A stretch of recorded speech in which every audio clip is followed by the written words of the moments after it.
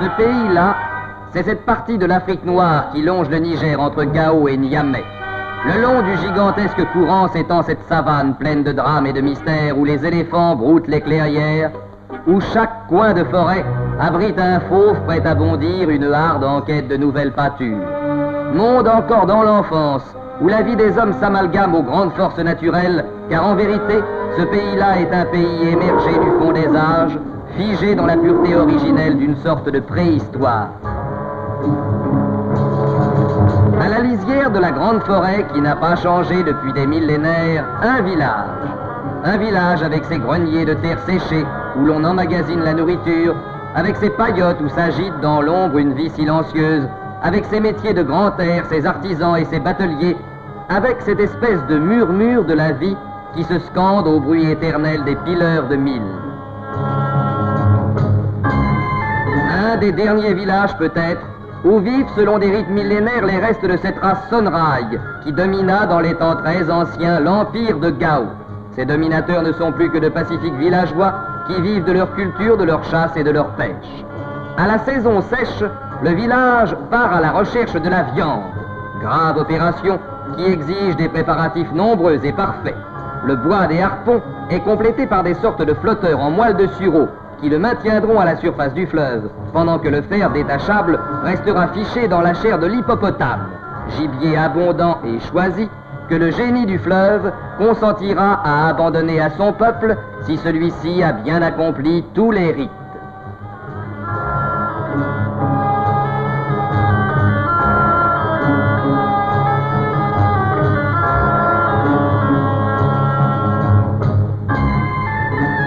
Ensuite, sur la place du village, tous les harpons sont réunis. Il faut consacrer le fer de ces armes au génie du fleuve qui favorisera la chasse. Et les litanies de l'incantation accompagnent le sacrifice d'un mouton dont le sang devra tacher chacune des pointes pour que la magie soit opérante. Mystérieux et éternel sortilège qui mêle depuis toujours aux prières des hommes le sang des holocaustes.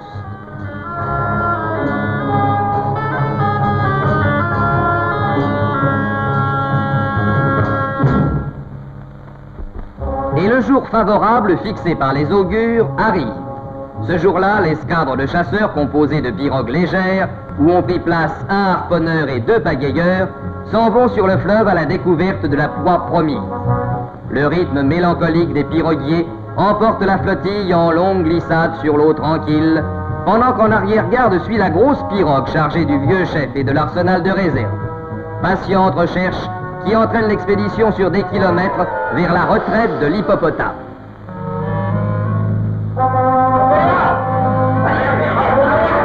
Et soudain, le voici. Un guetteur l'a montré et l'assaut général se prépare pour se déclencher au signal du chef. À ce moment, toutes les pirogues s'élancent vers le gibier convoité pour placer les harponneurs à bonne portée.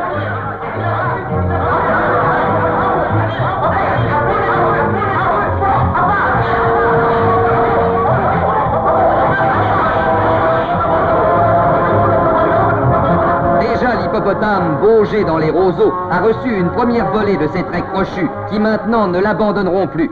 La tactique à ce moment commande aux chasseurs de s'éloigner du combat, à la fois pour éviter les réactions brutales de la bête blessée, dont le simple contact retournerait la pirogue, et pour aller chercher à la pirogue amirale un nouvel approvisionnement de harpons.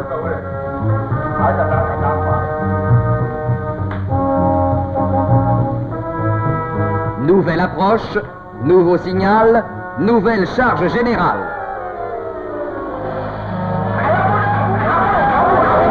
L'hippopotame lardé de saguets crochus va offrir aux yeux qui le découvrent l'aspect inattendu d'une véritable flotte d'épingles. Mais la pluie de harpons ne cesse plus.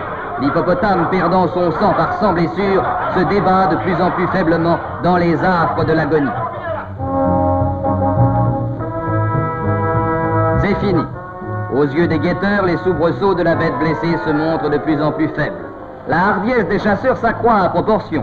Et bientôt, sous quelques derniers coups bien ajustés, l'hippopotame n'est plus qu'une masse de 2 tonnes qui flotte entre 2 eaux. C'est alors qu'au chant monotone et rythmé des pagayeurs, toutes les pirogues s'approchent de l'énorme tas de viande tiède qui coule lentement hérissé de saguet dans sa bauge de roseau. Des plongeurs vont sous l'eau amarrer le cadavre pour le remorquer et la caravane reprendra la grande route du fleuve, remorquant sa victime qu'un pilote guidera à grands coups de pagaie à bord de cet étrange radeau.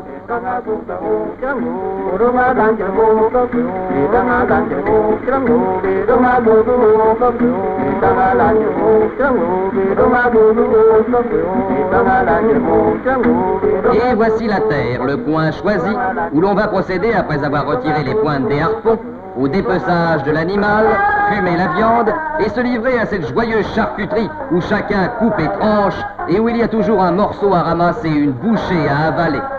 Et pendant que les chanteurs rappellent en termes choisis la gigantesque bataille contre l'hippopotame, le courage des chasseurs, la défense de la bête et la protection du génie des eaux, le peuple accouru dévore les parts à manger tout de suite. Les parts à manger tout de suite. Vocable éloquent qui désigne, chez ces éternels affamés de viande, tout ce qu'on peut manger sans entamer les blocs massifs qui formeront les réserves.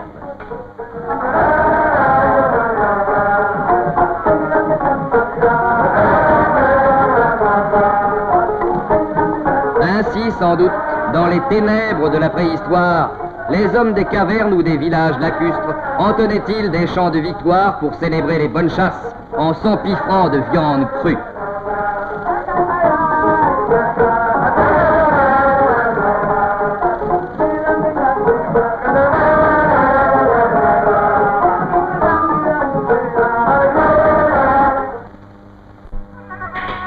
Maintenant, sur la place du village, les batteurs de calebasses ont donné le signal. C'est l'heure des danses sacrées, où selon des rites venus du fond des âges, on va, comme l'ont fait tout au long de siècles sans histoire, des générations sans nombre, danser religieusement la danse des génies, qu'on nomme aussi la danse de la possession. Le premier mouvement entraîne d'abord quelques danseurs, c'est le tour de la concession, qui est comme la simple promenade de gens qui attendent. Qui attendent quoi? Et puis, le rythme s'accélère, et d'autres entrent dans la ronde sacrée. Et le second mouvement, qui se nomme du nom même de son geste principal, secouer la tête, commence à apporter aux danseurs cette sorte d'étourdissement cérébral et physique qui tout à l'heure se transformera en extase. Et le rythme s'accélère encore.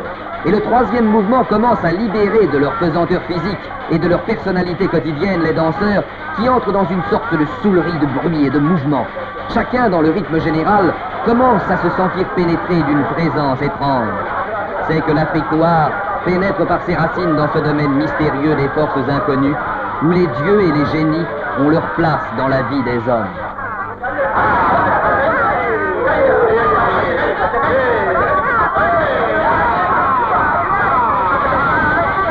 Et voici que le rythme change et que chaque minute et chaque geste appelle au milieu de ces êtres vivants d'autres êtres, impalpables ceux-là, mais si terribles et si puissants que toute la vie des hommes n'est qu'un grain de sable dans leurs mains, une herbe folle sous leur souffle.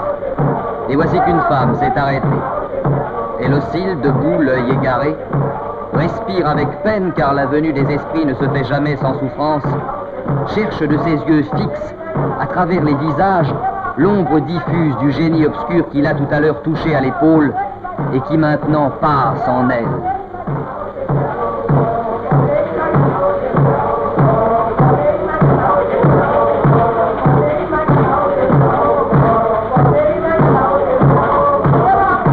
Elle a jeté son châle.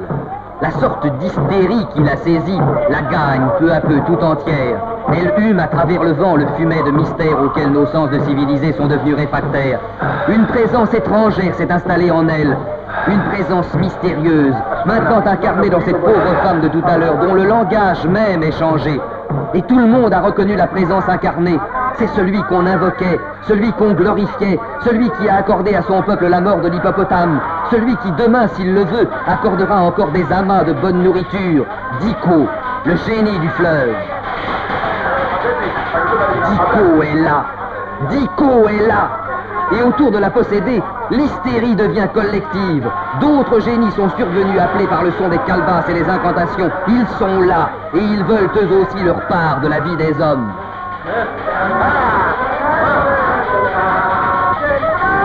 Sous le regard de l'halluciné, un homme se convulse. Un autre tombe à la renverse. Et un autre commence à saliver, la bouche pleine de mousse blanchâtre, comme atteint d'épilepsie. Les génies sont entrés dans les hommes, ou plutôt ce ne sont plus des hommes qui dansent, parlent et agissent, mais les génies même à qui ils donnent asile. Celui-ci, sans crainte du feu, passe une torche sur sa peau. Celui-là continue à sauter en arrière sans fatigue et sans frein. Le saliveur bave impossiblement.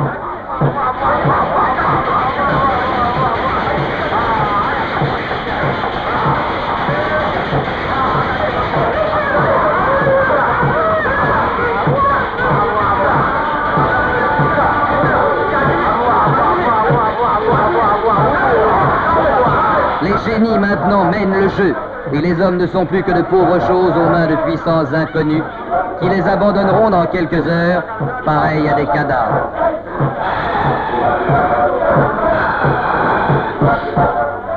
La nuit a passé là-dessus, et le matin sur le village luit de la même lumière blanche et lourde que tous les autres matins. Les mêmes bruits, les mêmes gestes, les mêmes scènes de tous les jours se retrouvent dans le décor habituel. La vie du village a repris comme voici 1000 ans éternellement pareil. Était-ce bien ici? Était-ce bien hier? Les hommes même, se souviennent-ils?